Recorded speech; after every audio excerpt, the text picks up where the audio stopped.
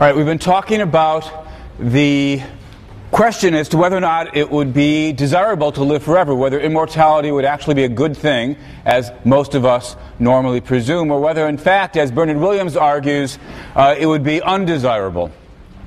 And the question we turned to was, just let your imagination run free. Instead of asking what would it be like to continue living along the kind of trajectory that humans have in the real world, where you just get sicker and more frail and incapacitated, ask yourself not whether immortality of that sort would be valuable, but is it even so much as possible to describe a life that you'd want to live forever? That's the question I left you with last time. And yeah, I think I already tipped my cards on this matter. I'm inclined to agree with Williams. I think that no matter how we try to fill in the blank, it's a very long blank. The crucial point here, of course, is that immortality means not just living a very long time or even an extraordinarily long time, but literally living forever. I think it's very difficult, indeed, I think it's impossible to think of anything you'd want to do forever. Now, I have a friend who once claimed to me that he wanted to live forever so that he could have Thai food every day for the rest of eternity. I like Thai food just fine, but the prospect of having Thai food day after day after day after day for thousands, millions, billions, trillions of years no longer seems an attractive proposal. It seems like it becomes some kind of a nightmare. In the same way that I indicated previously that although I like chocolate, I love chocolate, the prospect of having to eat more and more and more and more and more chocolate, eventually the idea becomes a sickening one. Think of any activity. Some of you may enjoy doing crossword puzzles. And perhaps doing crossword puzzles a couple hours a day is enjoyable, but imagine doing crossword puzzles every day for 10 years, 1,000 years, 1,000,000 years, 1,000,000,000 years, 1,000,000,000,000 years. Eventually, presumably, so it seems to me, you'd end up saying, I'm really tired of crossword puzzles. Sure, there'd be some new particular puzzle you hadn't seen before, but you'd sort of step up a level and say, although I haven't seen this particular one before, I've seen crossword puzzles before. There's really nothing new under the sun here. The fact that I haven't seen this particular combination of words isn't enough to make it interesting. Well, crossword puzzles aren't a very deep subject, and we might wonder whether or not we would do better if we were engaged in something more mentally challenging than that. This may indicate something unusual about me, but I rather like math, and the prospect of having a lot of time to pursue math problems of a richer and deeper sort seems fairly attractive. Yet even there, when I imagine an eternity of thinking about math, or for that matter, an eternity of thinking about philosophy, which I obviously like even more than math, the prospect seems an unattractive one. I can't think of any activity I'd want to do forever. Now, of course, that's a bit of a cheat, because the claim isn't to spend eternity doing math problems and nothing but math problems. I mean, right now, with our 50, 80, 100 years, we don't fill our day doing only one kind of activity. We fill our day with a mixture of activities. But it doesn't really help having Thai food for dinner and Chinese for lunch, or perhaps Chinese on Monday, Wednesdays, and Fridays, and Thai on Saturdays and Sundays, and spending 2 hours in the afternoon doing math and 3 hours in the morning doing philosophy. That sounds like a pretty pleasant life. But again, if you think of the possibility of doing that for all eternity and never getting away from it, never being free from it, the positive dream of immortality, I think, becomes a nightmare. Well, again, maybe I'm not just being creative enough in my imagination. Different former colleague of mine once talked about the prospect of having a kind of heavenly vision of the divine. Maybe that would be desirable forever. And she described it as, think of what it's like to have a really great conversation with a friend that you wish would never end. Except God's this infinitely rich friend, and so the conversation ends up seeming desirable forever. Well, again, I can say the words, But when I try to imagine that possibility and take it seriously, at least speaking personally, it doesn't hold up. No friend that I've ever talked with is one that I actually would want to spend eternity talking to. And it's, of course, possible to say, well, just imagine a friend that you would want to talk through all eternity to. But the whole point is, I can't imagine what that would be like. When I do my best to imagine some kind of existence that would be desirable or attractive forever, it just doesn't work. It becomes a nightmare. Well, again, maybe what we need to do is not so much just imagine the same cycling going through week after week after week, but whole careers. Maybe you could spend 50 or 100 years pursuing philosophy as your career, and then 50 or 100 years pursuing math as your career, and 50 or 100 years traveling around the world, and 50 or 100 years being an artist and working on your watercolors or whatever it is. Well, that certainly seems like we could probably get more time out of that. But again, the crucial point to remember is that forever is literally forever. There's no life that I'm able to imagine for myself that's one that I would want to take on forever. Well, you might say, surely there could be creatures that would want to live forever, that would enjoy an eternal existence, and I think that's probably right. So scientists have learned how to do the following. There are certain, you can take a rat and put an electrode in its brain. If you put the electrode in just the right place, then when the electrode gets turned on, it stimulates the pleasure center in the rat's brain, and it gets a little burst of pleasure, a pretty intense burst of pleasure. And in fact, you can take the wire, the electrode, and hook it up to a lever and teach the rat how to push the lever and give itself a little burst of pleasure. Now, what happens to rats when you do this? Well, maybe unsurprisingly, what they do is they keep pressing the lever. Indeed, they press the lever and they'll stop eating. They're no longer interested in sex. They basically just give themselves this little orgasmic burst of pleasure, well, until they die.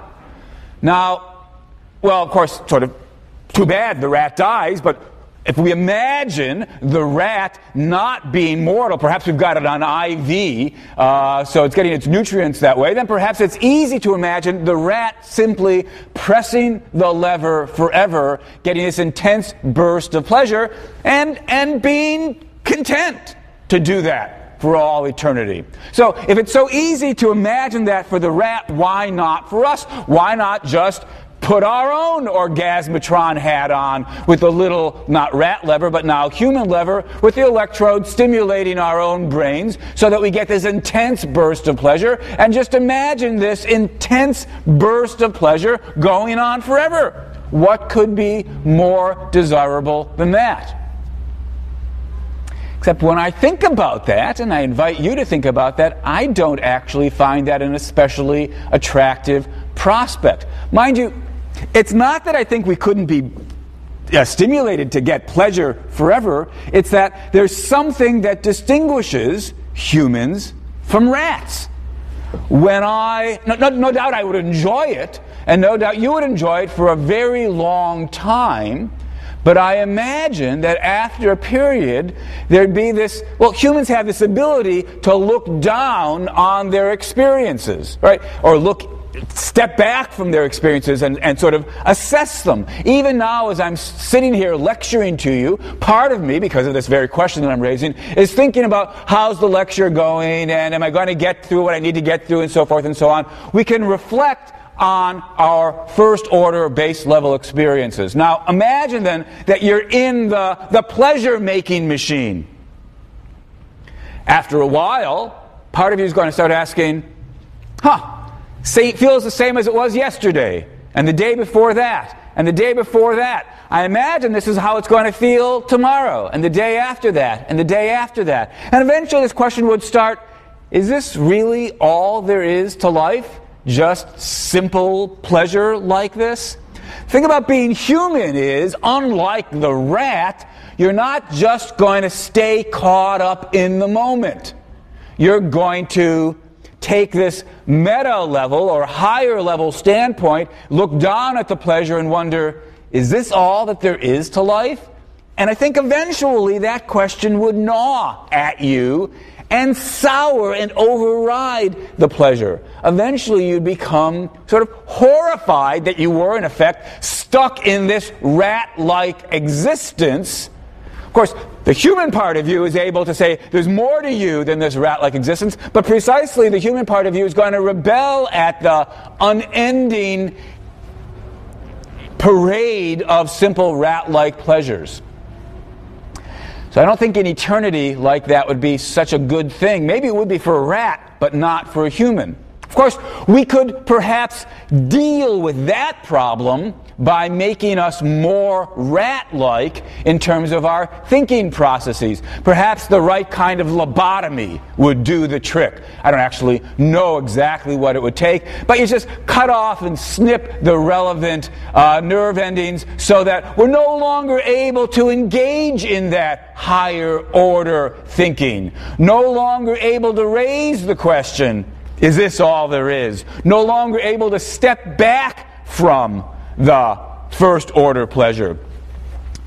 No doubt you could turn us into creatures like rats in that way, and then I presume we would continue to enjoy it forever.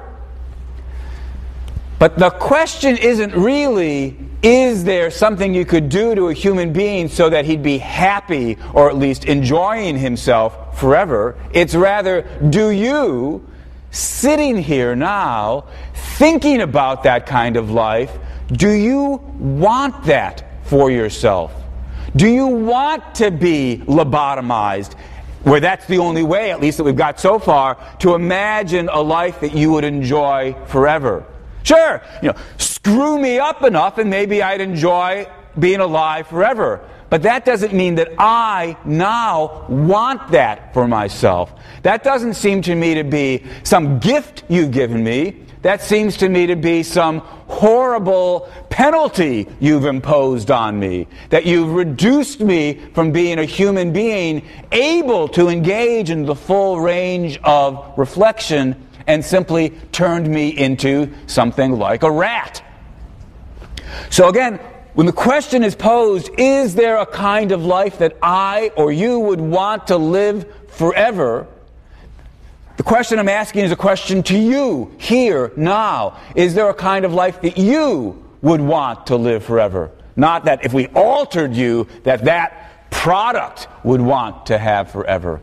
I can't see how to do it. Well, look, there's one other possibility. Instead of imagining, lobotomizing us, turning us into rats, suppose we just say, look, the problem is really this. The problem, of course, is boredom. The problem is tedium. The problem is that you get tired of doing math after a while. 100 years, 1,000 years, million years, whatever it is. You say, yeah, here's a math problem I haven't solved before, but so what? I've just done so much math, it holds no appeal to me before. Or, you cycled through all the great art museums in the world and you said, yeah, I've seen these Picassos, I've seen these Rembrandts before, I've gotten what there is to get out of them. Isn't there anything new? And the problem is, no, we've sort of, even if there's literally new things, they're not the new kinds of things that can still engage us afresh. Well, what's the solution to that? The solution to that might be a kind of amnesia, a kind of progressive lack of memory. So here I am, 100 years, 1,000 years, around 500,000 years, whatever it may be, you're getting pretty bored with life. But if we now introduce some progressive memory, a progressive memory loss, so that I no longer remember what I did 100,000 years earlier. And by the time I'm a million, I no longer remember what I was doing when I was a lad of 500,000. And by the time I'm 1.5 million, I no longer remember what was happening. Back. I know I was alive, perhaps, or maybe I don't even remember that I was alive. I sort of remember the last 10, 20,000 years, and that's it. And while we're at it, why don't we have overhauling of your interests and desires, your tastes? So your taste in music evolve over thousands of years, and your taste in art or literature, or you like math, but then you lose your taste in math and you become the kind of person perhaps who's interested in Chinese poetry, whatever it is. Wouldn't that do it? If we had this kind of progressive, radical alteration, not just minimal alteration, but radical alterations of my memory, my beliefs, my desires, my tastes, couldn't that be a kind of existence that would be forever enjoyable? And yet it wouldn't be a rat-like existence. I'd be engaged in, studying Chinese poetry. I'd be engaged in doing math. I'd be engaged in studying astronomy, what have you. That's far better than the rat's existence. And yet at no point do I become bored, because roughly I'm so different from period to period to period. Well, I think actually you probably could tell a story where that was true, especially if we throw in enough doses of memory loss. But this case should remind you of something, because this case is one that we've actually discussed before under the label of Methuselah. Methuselah, remember when we were talking about personal identity, we imagined somebody much shorter lived at that time. I think it was several hundred years, 100 years old, 200 years old, 300 years old, 600, 700, 800, 900 years old. By the time Methuselah was 900 years old, he no longer remembered anything about his childhood. And what I found when I thought about the Methuselah case was, even though it was me at age 800, the same person as the one who's standing here in front of you now, it didn't really matter. I said, so what? When I thought about what I wanted in survival, it wasn't enough that there be somebody in the distant future that be me. That wasn't good enough. It had to be somebody with a similar enough personality. You tell me, there's going to be somebody alive, it'll be you, but it'll be completely unlike you. Different tastes, no memories of having taught philosophy and so forth. I say, that's all rather interesting from a metaphysical point of view, but speaking personally, I don't really care. It's of no interest to me to survive, and merely saying the mantra, but it's me, doesn't make it more desirable to me. What I want isn't merely for somebody to be me, I want them to be sufficiently like me. And the problem with the Methuselah case was, you go far enough out, it's no longer sufficiently like me, so I don't really care that there'll be somebody out there who's still me, if they're so unlike me now. But that's, after all, what we just described in imagining the cycling with the memory loss. Yeah, there'll be somebody around 100,000 years from now, 500,000 years from now, and maybe they'll be me. I don't care. It doesn't give me what I want when I want to survive. So perhaps we should put the point in the form of a dilemma. Could immortality be something worth having forever? Well, on the one hand, if we make it be me and similar to me, boredom's going to set in. Only way to avoid that is to lobotomize me, and that's not desirable. If we solve the problem of boredom setting in with progressive memory loss and radical personality changes, maybe boredom won't set in, but it's not anything that I especially want for myself. It just doesn't matter to me that it's me any more than it would matter to me if they just tell me, there'll be somebody else around there who will like Chinese poetry. So is there a way of living forever that's attractive to me? I can't think of what it would look like. And so I agree with Bernard Williams when he says immortality wouldn't be desirable, it would actually be a nightmare, something you would long to free yourself from. Now, having said that, of course, that doesn't in any way mean that it's a good thing that we die when we do, at 50 or 80 or 100. From the fact that after 100,000 years or 1,000,000 years or whatever it is, eventually life would grow tiresome. That hardly shows that life has grown tiresome after 50 years or 80 years or 100. I don't believe I'll come close to scratching the surface of what I would enjoy doing by the time I've died, and I imagine the same thing's true for you. So perhaps the best form of life would be not immortality. I think that would be not particularly desirable. And not what we've got now, where you live after a mere drop of 50 or 80 or 100 years, but rather the best thing, I suppose, would be to be able to live as long as you wanted. This is the sort of thing that Julian Barnes basically imagines in the chapter, The Dream, that I had you take a look at. Barnes sort of envisions heaven as a situation in which you can stick around doing what you want to do for as long as you want to do it. But Barnes says, eventually you'll have had enough. And once you've had enough, you can put an end to it. Still, the fact that we can put an end to it, that's the point we've already been flagging, that immortality would not be so good. But the new thought here is, what would be good would be being able to live until you were satisfied, until you'd gotten what goods there were to get out of life. What all of this suggests then, and this is a point that I've really made before, is that the best understanding of the deprivation account doesn't say that what's bad is the mere fact that we're going to die. If I'm right in thinking immortality would be undesirable, then the fact that we're going to die is good, because it guarantees that we won't be immortal, which would be a nightmare, an unending nightmare. Still, even though it's not a bad thing that we will die, it could still be a bad thing that we die when we do. It could still be the case that we die too soon. According to the deprivation account, death is bad when it's bad because of the fact that it deprives us of the good things in life, insofar as you would have continued to get good things in life.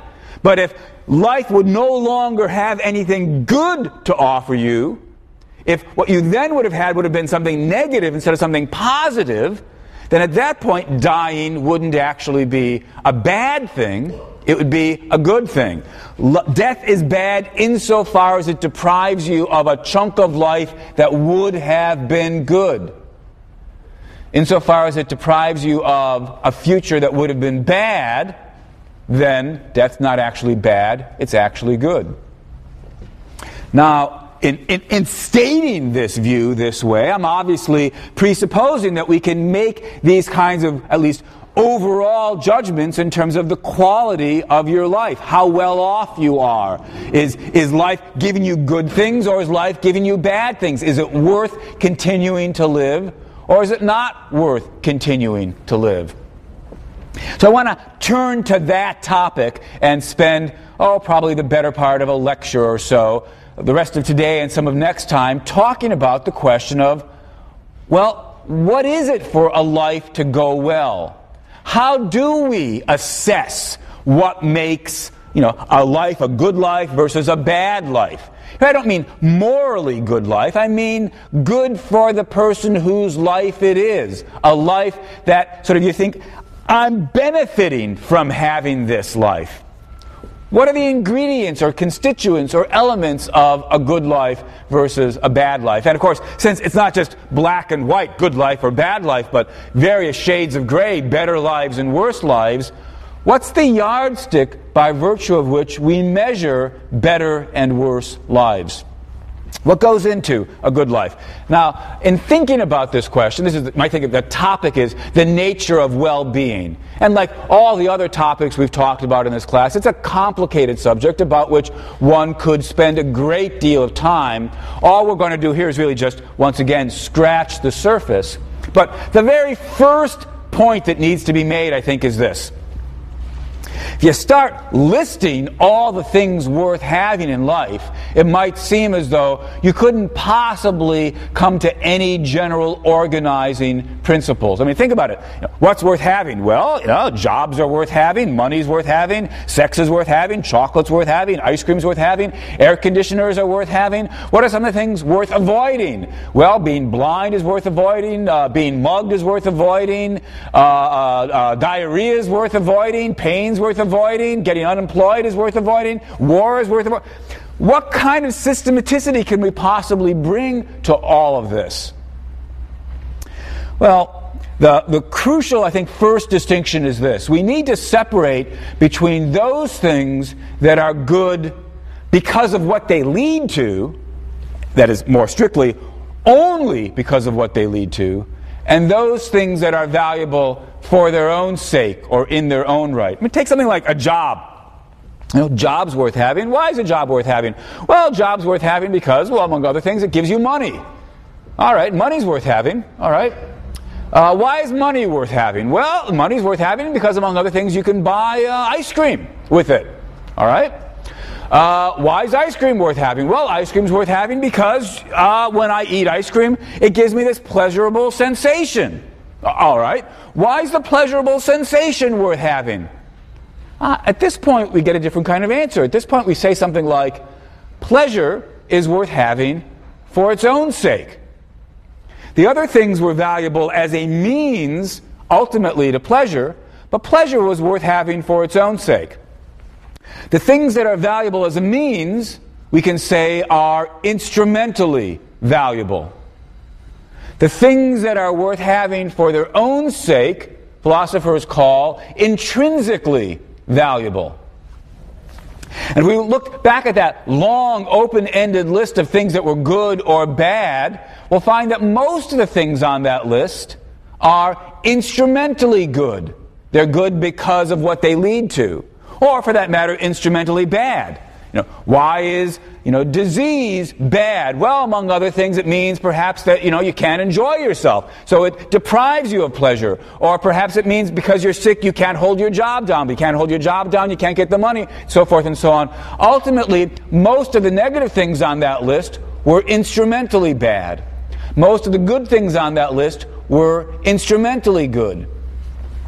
If we want to get any place on the question about the nature of the good life, what we need to focus on is not the instrumental goods and bads, but rather the intrinsic goods and bads. You've got to ask yourself, what's worth having for its own sake? What's worth having in and of itself? Well, one natural suggestion is that pleasure is worth having for its own sake, and pain is probably worth avoiding for its own sake. So pain's probably intrinsically bad, pleasure is intrinsically good. Notice, by the by, that logically speaking, there's nothing that stops the very same thing from being both. And actually, you can get other weird combinations.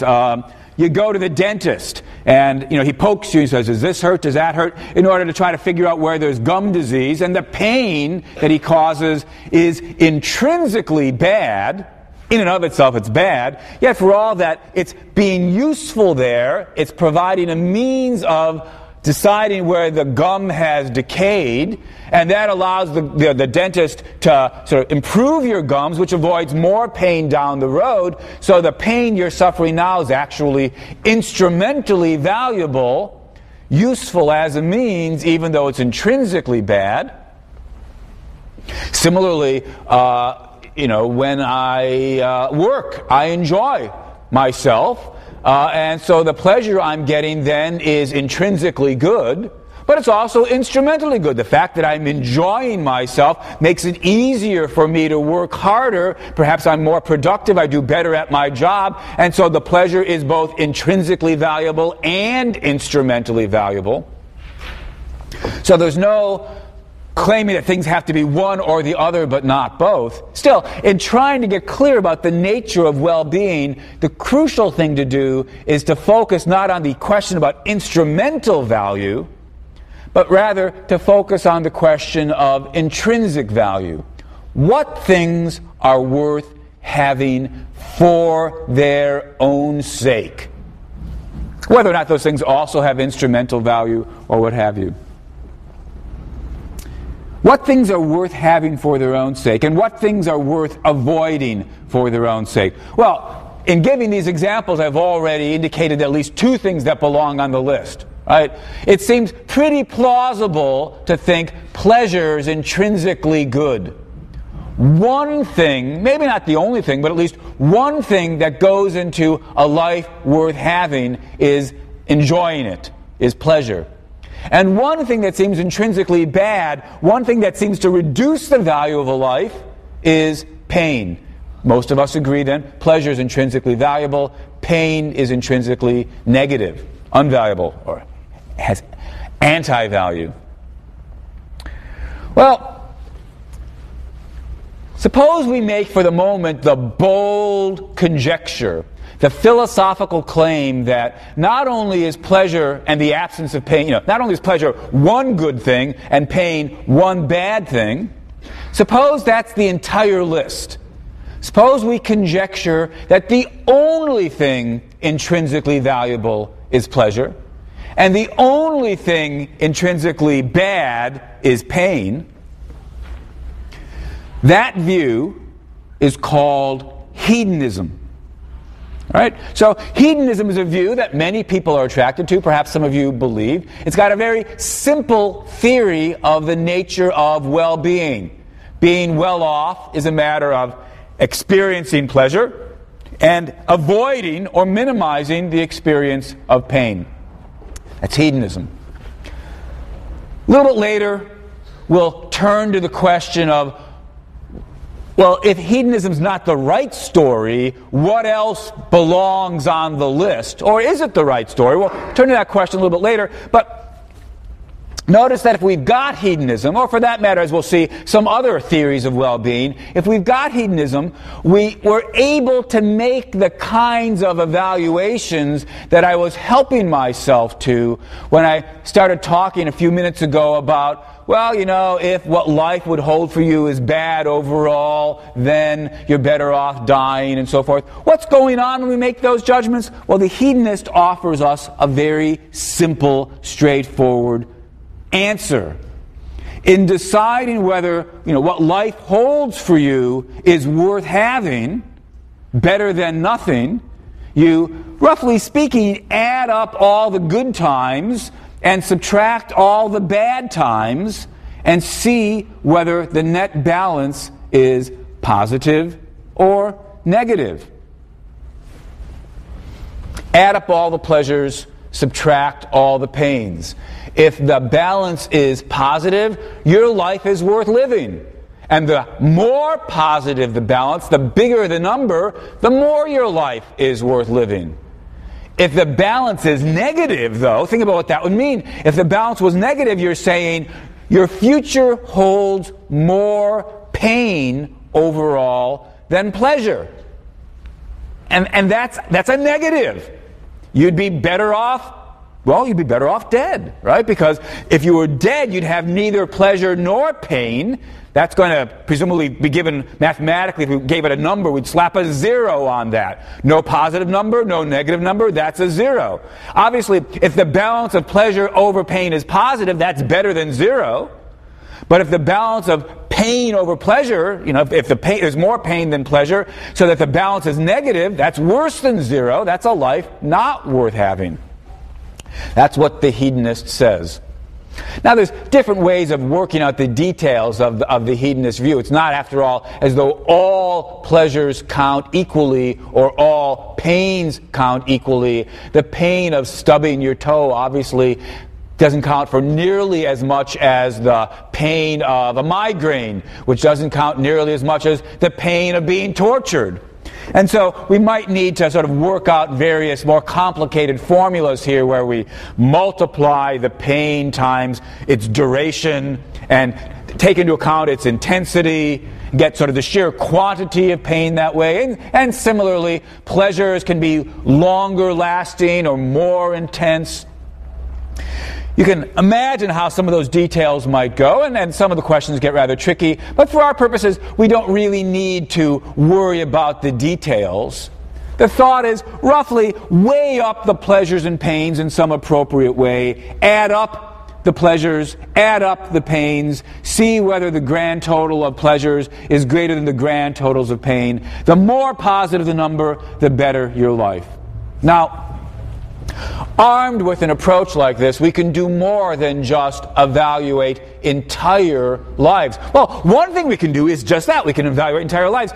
There you are at the pearly gates, and you look back on your life, and you could, in principle, add up all the pleasures, add up all the pains, subtract the pains from the pleasures, and ask yourself, how good a life did I have? How well off was I having lived that life? And perhaps then you could imagine alternative lives. If only I had chosen to become a doctor instead of having chosen to become a lawyer, how much better off or worse off would I have been? Or if I had decided to become an artist or a scholar or a beach bum or a farmer, how much better off or worse off would I have been? How much greater or smaller would the number go? Despite my talking about numbers, of course, there's no particular assumption that we can really give precise numbers to this. And we certainly don't think that, in fact, most of us are in the position to actually crank out any kind of accurate number. Most of us don't know enough to know with a high degree of accuracy how things would have gone had I decided to become a farmer instead of a philosopher. Still, the hedonist isn't saying from a practical point of view we can necessarily do this, but in theory, in principle, this is what we're wondering about when we face choices. We can ask ourselves, what would our life look like? Would it be better or worse? And the yardstick that we're at least doing our best to apply is one of measuring up the pleasure and subtracting the pain. And of course, the hedonist will also hasten to point out that just because we can't do this perfectly or infallibly, that doesn't mean we can't make educated guesses. Right? You're trying to decide, should you go to Yale for college, or should you go to Ohio State or Harvard or wherever else you got into? And you ask yourself, well, you sort of try to project your future, and you ask, where do I think I'd be better off? Which of these branches that are available to me, sort of the branches of my life story, which is the one in which the future from here on out holds more pleasure and holds less pain? That's how the hedonist says we should think about it. And notice, by the by, that when we make choices about our future, from the hedonist point of view at least, there's no particular need to dwell a whole lot on the past. Because, sort of what's done is done. You're not going to alter how much pleasure you enjoyed previously, how much suffering you've undergone previously. What's open is the future. And so we're able to evaluate not just lives as a whole, looking back at the pearly gate, we're able to evaluate lives from here on out. Which of the various futures that are open to me are likely to give me the better life, leave me better off, measured in terms of pleasure or pain? And we do our best, however good or bad that may be, we do our best to make such comparative evaluations. And of course, we can do more than just evaluate the entire rest of my life. We can evaluate the next year, or the next 6 months, or for that matter, just this evening. I can talk about, well, what should I do tonight? Should I stay home and work on my paper? Should I go to the party? Where will I be better off tonight? Well, looks I'll probably enjoy myself more at the party than I will working on the paper, and the paper's not due for a while, and so forth. We make evaluations not just of entire lives, but of chunks of lives. All right. That's what we can do if we accept hedonism. But haven't yet asked, should we accept hedonism? Now, it will not come as news to me if I were to learn that several of you, maybe even many of you, in this class accept hedonism. It's a very popular view. Not just among philosophers, where it's a view that's been around as long as there's been philosophy, but sort of among people in the street. It's a a very tempting view to think what makes life worth having, and the only thing worth having for its own sake, is having pleasure and avoiding pain. But for all that, despite the popularity of that view, I'm inclined to think it must be wrong. It's not that I think pleasure isn't good and pain isn't bad. Where hedonism goes wrong is when they say it's the only thing that matters. I'm inclined to think there's more to the best kind of life than just having pleasure and avoiding pain. Now, look, I already revealed that when I was talking about the rat lever machine. I said, hook me up to that machine and I'll enjoy myself. But I don't want that for myself. Why? Because there's more to life than just pleasure and the absence of pain. Or so it seems to me. Still, we might say, look, the rat lever is not the only kind of pleasures there are. There's all these pleasures of, experiencing art and seeing a beautiful sunset. And I don't know about you, but at least when I imagine the rat lever thing, it's a sort of simple, undifferentiated pleasure. So that really won't do the trick in giving us the best quality pleasures of the kinds that humans most crave. The pleasures of friendship and discussion and sexual intimacy. These pleasures the rat lever machine wasn't giving us. So couldn't hedonism still be true? Couldn't it still be the case that as long as we take into account the importance of getting the right kinds of pleasures, then really pleasure is what it's all about and all that it's about? No, I think that's still not right. But indeed, we'll need to move to something fancier than the rat lever machine. Here, the relevant thought experiment was suggested by Robert Nozick, a philosopher who died a few years ago, taught for many years at Harvard. Nozick invited us to imagine an experience machine. So suppose that the scientists have discovered a way not just to stimulate the particular little pleasure center of the brain, but basically to give you basically completely realistic virtual reality. So that when you are hooked up to the machine, it seems to you exactly the same on the inside as it would seem to you if you really were, and now fill in the blank. You could have the identical experience of climbing Mount Everest, let's say.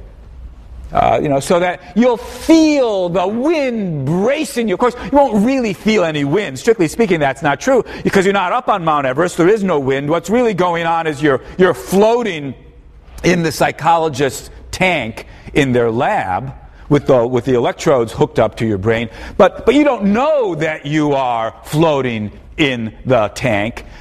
Hooked up to the machine, you believe you are climbing Mount Everest. You feel the thrill of having made it to the top, and the wind bracingly, striking your chin, and you feel the satisfaction, and you've got the memories of having almost died, when the rope broke before. It's not like being at the IMAX. Right? The crucial point when you're at the IMAX is, although it's very realistic, part of you is aware that you're just in the theater. But on the experience machine, you don't know you're just in the lab. When you're on the experience machine, you've got your brain is being stimulated in such a way that you've got the identical experience on the inside to what it would feel like if you really were doing these things. So imagine a life on the experience machine. Imagine plugging in the tape. It says something about how old this example is that we talk about plugging in the tapes. Imagine plugging in the DVD or whatever it is with all of the best possible experiences. Whatever you think those are. Here, we might imagine different people disagreeing about, throw in something. But, if what you want to do is write the great American novel, then you've got the experience of staying up late at night, not knowing how to make the plot work out, crushing pieces of paper and throwing them away. And or crushing your computer, whatever it is you do as you write the great American novel, or you want to be, finding the cure for cancer. So you've got exactly the experience you would have if you were working in your lab, having the brilliant breakthrough when you finally realize what the combination is that will make the right antibody, whatever it is. Or, if you want to be, observing all the most beautiful sunsets or the most exotic locales, you've got exactly the experience you would have if you were doing all these things. That's life on the experience machine. You're not doing any of it. You're floating in the lab, but the experiences are identical. Now, ask yourself then, would you want to spend your life hooked up to the experience machine? Ask yourself, how would you feel if you discovered now that you have been living your life hooked up to an experience machine? Now, gotta make a footnote here. This perfectly glorious philosophical example has been ruined in recent years by the movie The Matrix.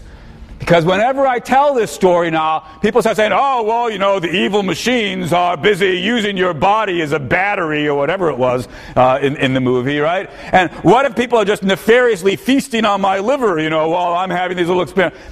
Don't imagine any of that.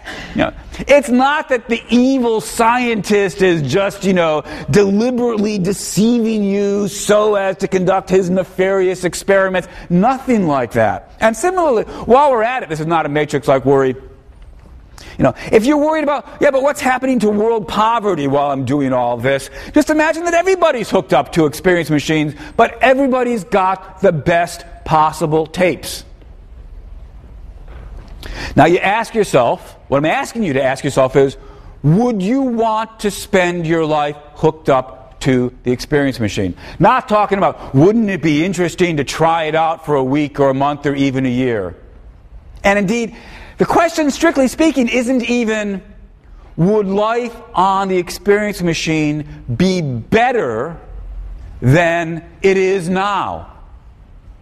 Although it would make me very, very sad to discover this, I suppose it's possible some of you have such bad lives that moving on to the experience machine would be a step up. That's not the question. The question is, does life on the experience machine give you everything worth having in life? Everything worth having in life. Is it the best possible form of human existence? According to the hedonists, the answer's got to be, it has to be, yes, life on the experience machine is perfect, as long as you've got the right tape plugged in, so you've got the best possible balance of wonderful pleasures and wonderful, fantastic experiences, since that's all there is to human well-being. By hypothesis, the machine is giving us that. There couldn't possibly be anything more. There couldn't possibly be anything missing. But when I think about the question, would I want to spend my life hooked up to an experience machine, the answer is no. And I imagine that for most of you, when you ask yourself, would you want your entire life to be spent hooked up to the experience machine? Your answer is no. But if the answer is no, then that means hedonism's got to be wrong. If life on the experience machine is not everything, then there's more to the best possible life than getting the insides right. The experience machine gets the pleasures right, gets the experiences right, gets the mental states right, it gets the insides right. But if life on the experience machine isn't all that's worth wanting out of life, then there's more to the best possible life than getting the insides right. What we've got to turn to next time then is the question, what else might it be? Okay.